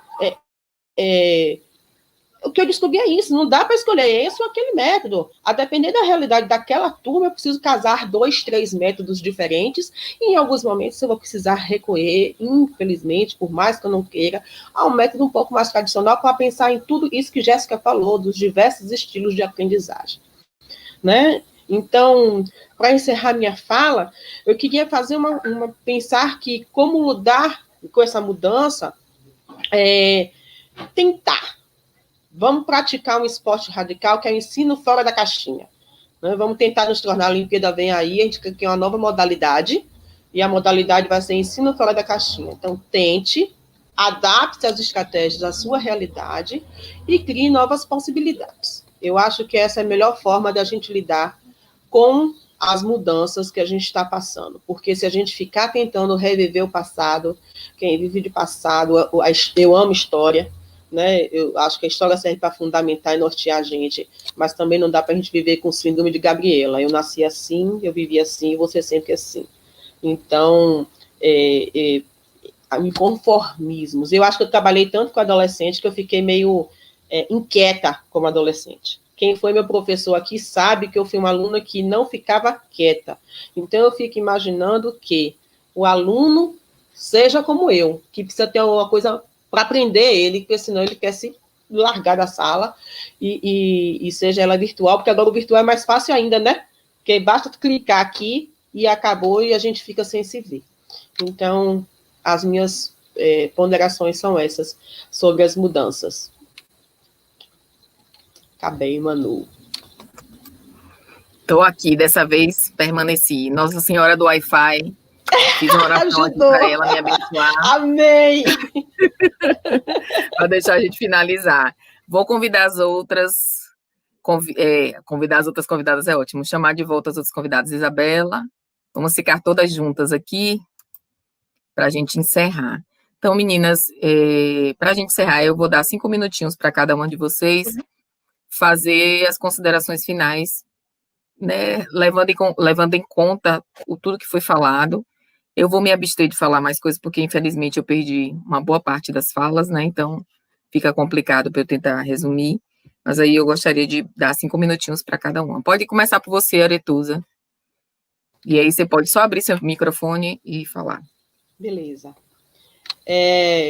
Então, essa semana eu recebi de um amigo nosso em comum, Ricardo, um texto que ele me mandou sobre um conceito usado nas artes marciais, que é a Shu-Ha-Ri, que diz os diferentes níveis de desenvolvimento de habilidades. Ele diz que no estado Shu, você conhece todas as regras e formas, repete elas, mas você nunca se distrai, você foca nelas. No estado Ha, quando todas as formas já estiverem dominadas, você faz inovações. E quando você está só no estado Ri, é que você já está totalmente tendo prática, dominando esse processo, é que você vai estar livre para poder ser criativo. E aí eu falei, olha, gente, achei tão lindo isso, tão reflexivo, mas o que eu posso pedir para vocês é que nós, enfermeiros, costumamos ser assim.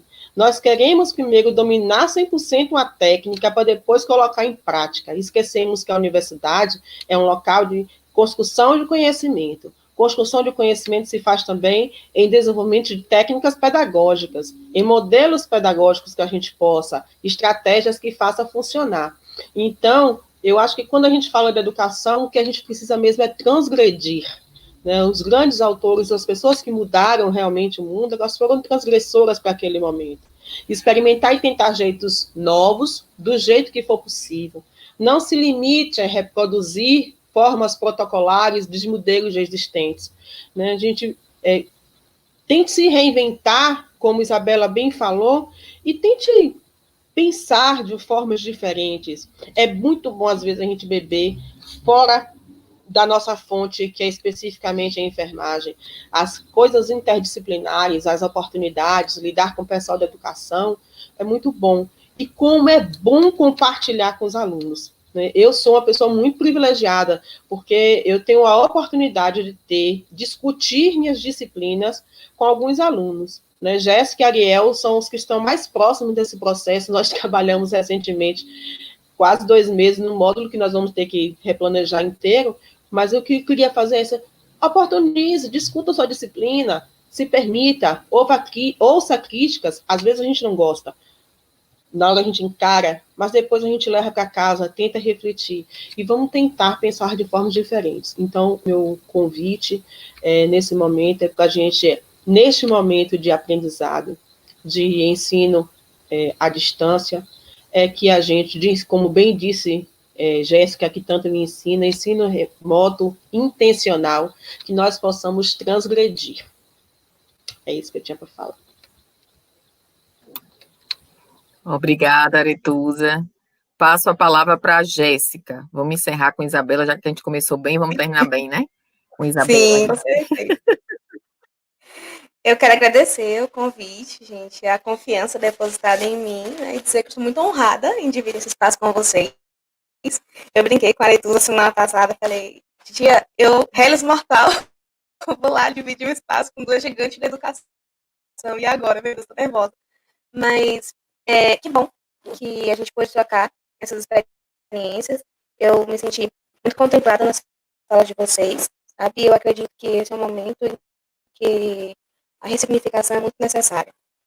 Que o aprender a aprender e o aprender a fazer são fundamentais, são necessários, são precisos. E eu espero que esse momento, né, tenha contribuído tanto para a vida de vocês, como contribuiu para a minha formação. Eu acredito que, principalmente nesse contexto em que nós estamos, como a Leitusa falou, é o momento da gente sair da nossa zona de conforto, é o momento da gente sair da nossa caixinha fechada, abrir a tampa da caixa e revisitar, beber de outras fontes, dar uma caminhada na pedagogia, dar uma caminhada na educação, porque isso vai ser necessário, isso é necessário quando você escolhe como profissão ser educador. Mesmo sendo enfermeiro, quando você escolhe ser educador, porque a educação é uma das nossas competências, é uma das nossas dimensões. Então, eu me sinto bastante contemplada por já ter bebido dessa água, por já ter visitado a educação, né, e conseguir enxergar isso dentro da enfermagem, da profissão que eu escolhi para mim. Então, muito agradecida eu estou por esse momento aqui com vocês. Muito grata, Jéssica. Isabela, querida.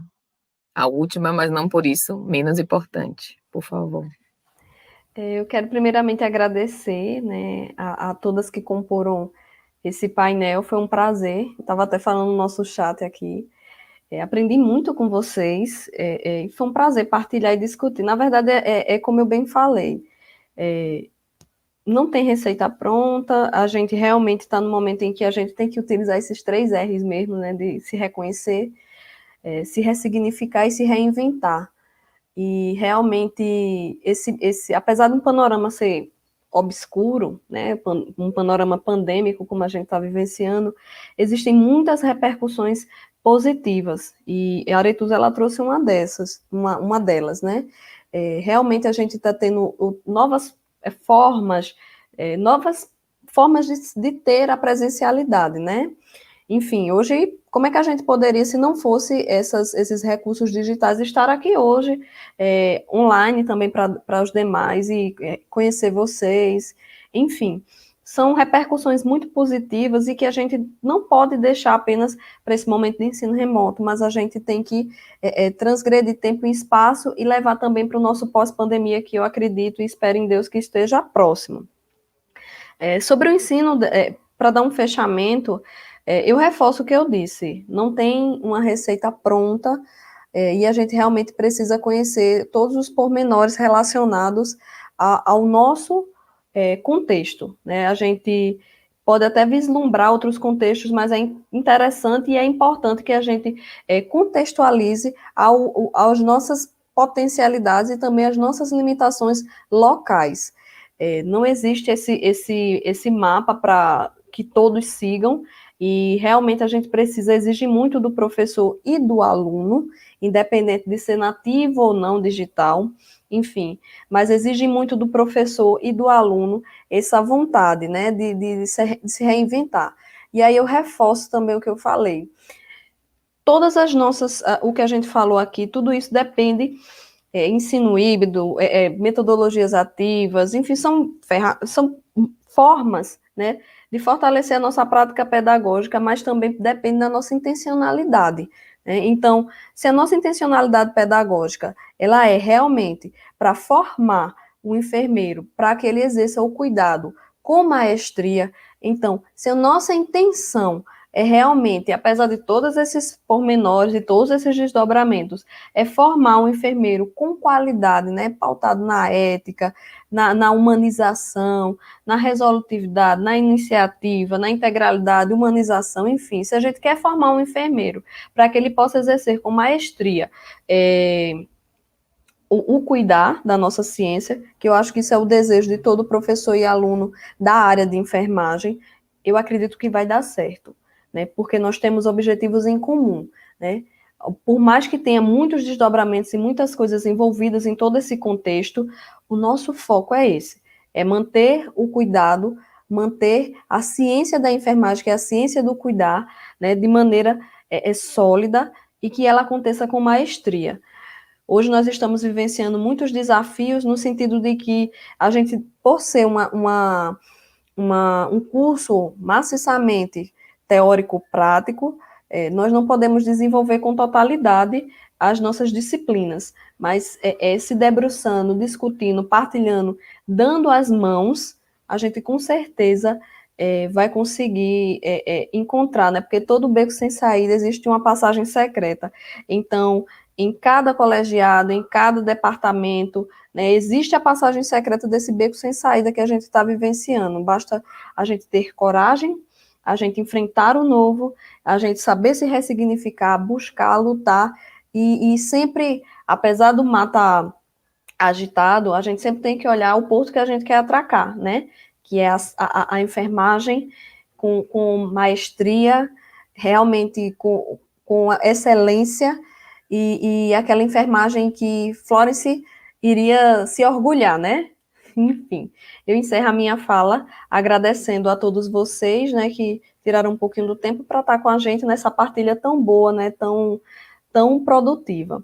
E agradeço também às demais, foi realmente um prazer estar e aprender com vocês.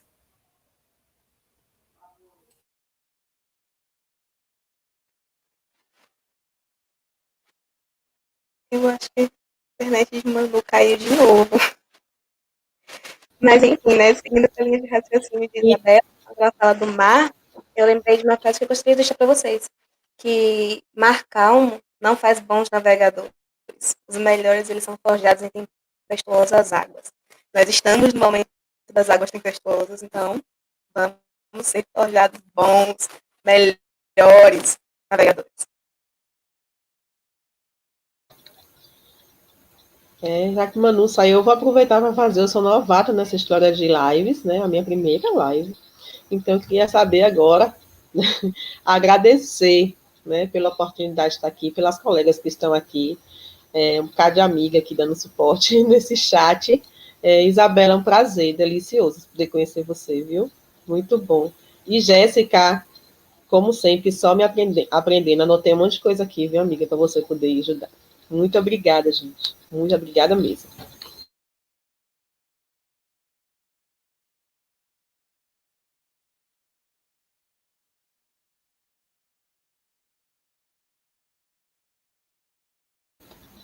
Acho que Manu caiu de novo, não foi? Exatamente, eu acho que ela caiu novamente.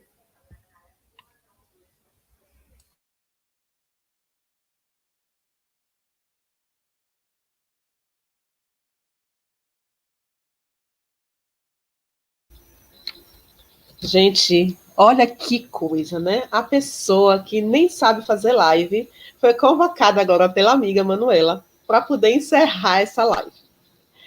Então, eu queria encerrar essa live, primeiro, pensando que a gente está saindo daqui, acho que mais instigado do que quando a gente chegou, pelo menos esse é meu sentimento, do que com respostas prontas, mas eu gosto quando eu saio instigado. Coitado dos meus amigos, vão ter que ouvir muito, viu, Isabela? Aqui, agora. E agradecer a Jéssica, que fez uma fala tão boa, como sempre, muito consistente. É muito bom quando ela faz a interface dela, historiadora e pedagoga, no contexto da enfermagem. A enfermagem só ganha com isso. Então, muito obrigada pela sua fala. Isabela, muito obrigada pela oportunidade de te conhecer, né? Agradecer pela oportunidade de ouvir você também, que é como você falou, esse momento aqui nos permitiu, as tecnologias nos permitiram estarmos as três na mesma tela nesse momento. Agradecer a todos os colegas e avisar que essa gravação vai ficar salva no canal, tá certo? Então, quem puder assistir depois, fique à vontade. Olha, Manu, parece que vai conseguir entrar. Manu, eu estava encerrando a seu pedido, amiga, como você pediu. Menina, só Jesus na nossa causa, viu? Na hora que eu falei com Jéssica, a internet voltou só para eu poder fechar. Eu disse, eu não vou poder nem fazer minha publi do projeto de extensão, porque cortaram a minha fala, mas enfim. Gente, assim, muito obrigada às meninas. A Aretusa, que já é parceira de muito tempo, a gente sempre conversa sobre essas questões pedagógicas. Eu não estudo muito não, porque eu sou meio preguiçosa, mas a Aretusa, eu e ela, a gente sempre compartilha algumas questões e a gente sempre se preocupa muito com esse fazer pedagógico diário, né? Então, é um aprendizado constante. A gente às vezes discorda, concorda, mas a gente sempre aprende uma com a outra muito. Quero agradecer a Jéssica, o convite não foi à toa. Na verdade, Jéssica é uma aluna nossa que a gente percebe o comprometimento com a profissão e ela traz essa coisa legal de já ser pedagoga, então ela tem um outro olhar sobre o ensino, a educação em saúde, a educação em enfermagem. Então, muito obrigada, Jéssica, acho que foi importantíssima a sua participação, e ainda que não fosse Jéssica, com certeza eu traria um aluno, porque a gente não pode pensar nesse momento só nos docentes, precisamos pensar em todos, porque a gente é um conjunto, é um corpo, né? Não existe o educador sem o educando, não existe o educando sem o educador, então, um está né, por dentro do outro, como diz o pessoal de antigamente, né? Agradecer muitíssimo a Isabela. A Isabela eu conheci pelo Instagram. Ela administra o Eduque_Enfermagem. Se vocês quiserem acompanhar ela compartilha várias coisas lá muito legais com relação à educação em saúde, enfermagem. Então, ela compartilha live, curso, até livro Isabela compartilha. Então, se vocês tiverem interesse nessa área, por favor, podem. Deixa eu fazer um banner aqui rapidinho, porque aí eu já faço aqui. Veja se está certo aí, acho que é Duque. Peraí.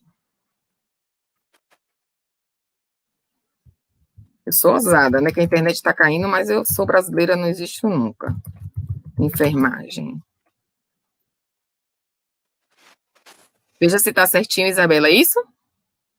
Então, gente, por favor, se vocês quiserem seguir, é muito legal. Aliás, muita coisa que eu pego e compartilho, eu pego lá do Instagram de Isabela. Isabela, muito obrigada. Ela é nordestina como a gente, então a realidade dela é muito parecida com a nossa, né? E assim, eu fico muito grata de poder compartilhar e aprender bastante. Vou ter que assistir a live de novo, porque eu perdi uma boa parte do conteúdo, mas assim, tenho muita gratidão, né? Apesar de gratidão hoje ser uma palavra muito jogada, muito de moda, mas eu agradeço muito a vocês todas por terem aceitado esse desafio.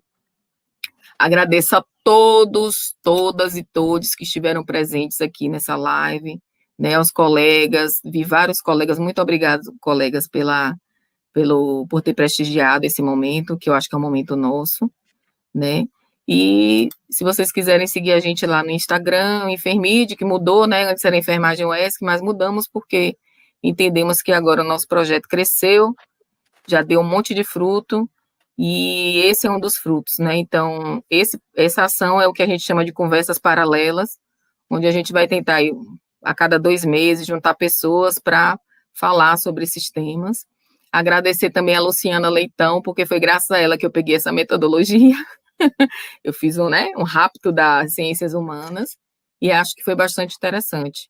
E a gente vai vivendo e aprendendo. Muito obrigada, gente. Conseguimos terminar no tempo certo, apesar da Nossa Senhora da Wi-Fi, né, testar a nossa paciência, mas foi muito bom. Meninas, vocês querem falar mais alguma coisa? Aí a gente já encerra. Obrigada, gente. Até a próxima. E continue seguindo a gente, continuemos nesse exercício aí de nos reinventar, ressignificar e seguir adiante. Um beijo. Até mais.